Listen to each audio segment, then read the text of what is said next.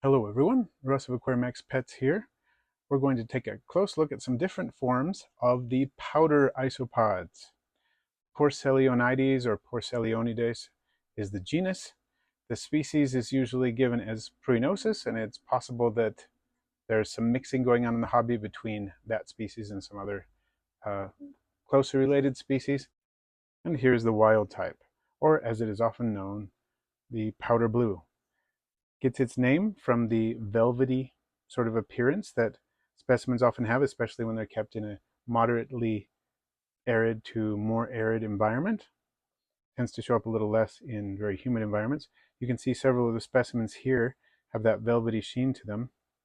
You can see one individual close to the center of the screen, but a little to the left, has molted recently, and since isopods molt biphasically, about half of their body at a time, that the front half does not have the velvety texture to it and the back half does.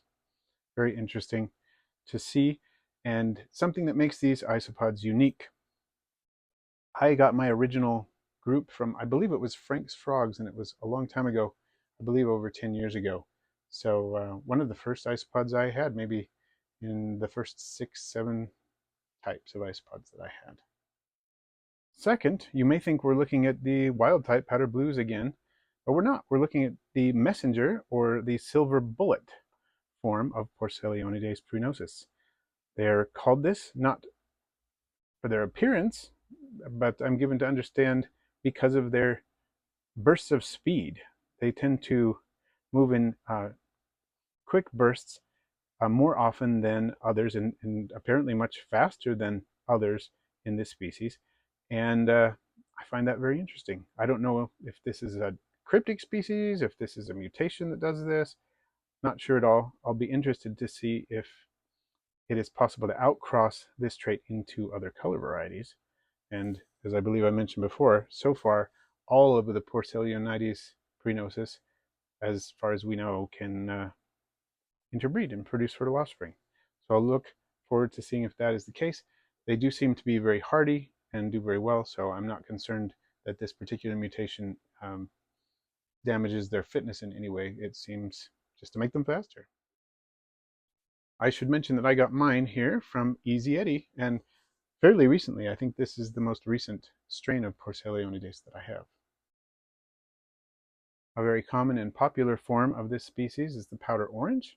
As you may know, orange mutations are very common in isopods due to the fact that their color, as I understand it, their gray color that's common in so many, is actually the second stage in the development of the color, and the first stage is orange, and then it changes to another pigment. So there's a gene that can be turned off or damaged or whatever so that it does not express, and when that happens, orange expresses.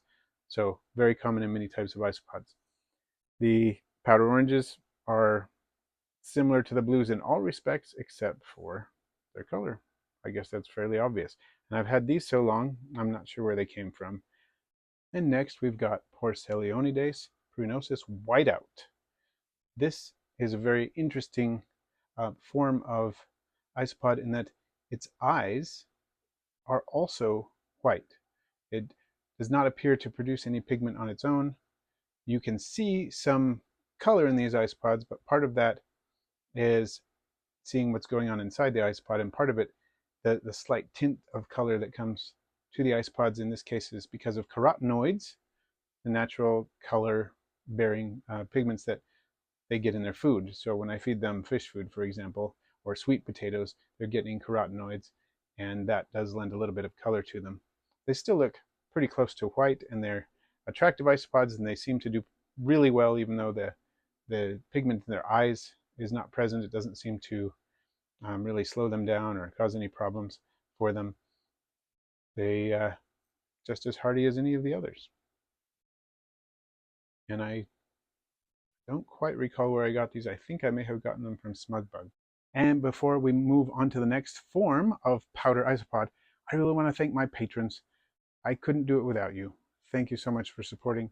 If you'd like to learn more about how to help Aquarimax do what we do, then please check out the link at the end of this video or in the description. And you'll see a list of all our patrons at the end of this video as well. And now here we go. Let's look at the next one. And here we have one of my favorites, the Oreo Crumbles, also called cookies and cream, I believe. They are, as you can see, they've got a kind of a pied trait to them, and there's a lot of variation in expression. You can see near the top left, there's an individual that has just a few little lighter markings, and a couple more that look like that, and then some that have a lot of, are almost all white. Like there's one that's approaching the bottom of the container now that is mostly white with a few dark markings. Everything in between. Some of them look a lot like dairy cows, some of them look a bit like milkbacks, but they have all the traits of Porcellionides pruinosus. So definitely fun isopod. And of course, all of these Porcellionides are nearly unmatched in their ability to adapt to different vivaria and serve as a bioactive cleanup crew in almost any setup. So fantastic species for that, no matter what color variety you have. Not sure where I got these guys. Don't quite recall.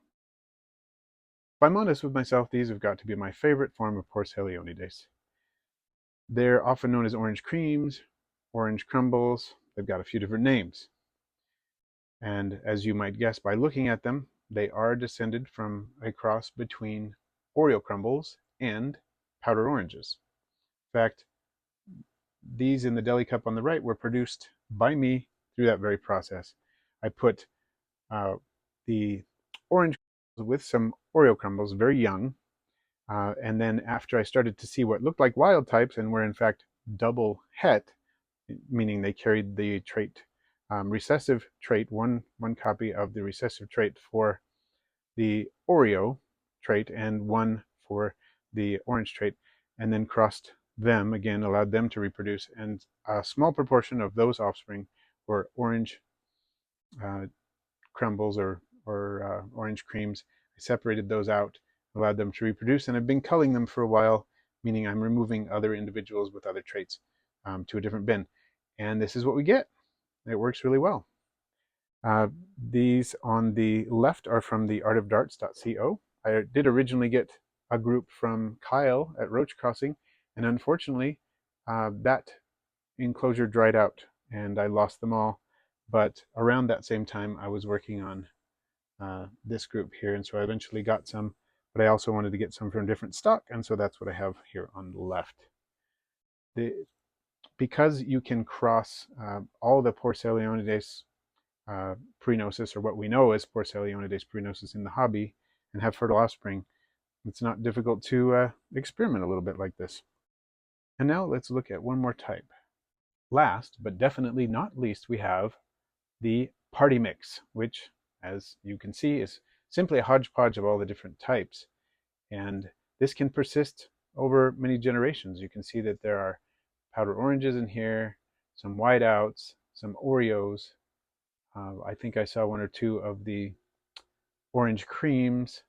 And I've even seen some that I might describe as calico in my culture, not necessarily in this cup though.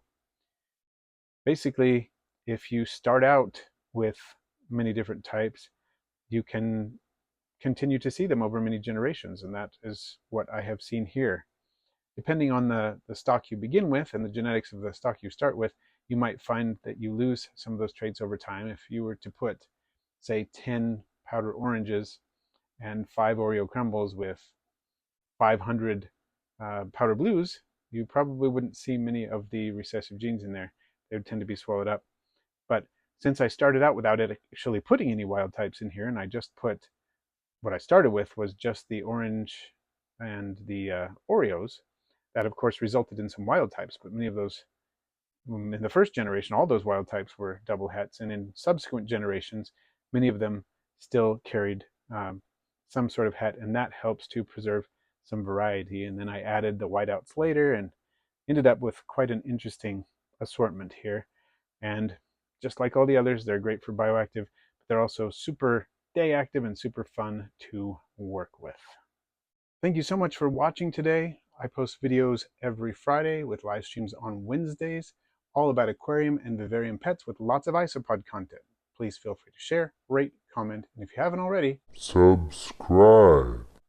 And then tap the bell for all notifications so you don't miss my next video.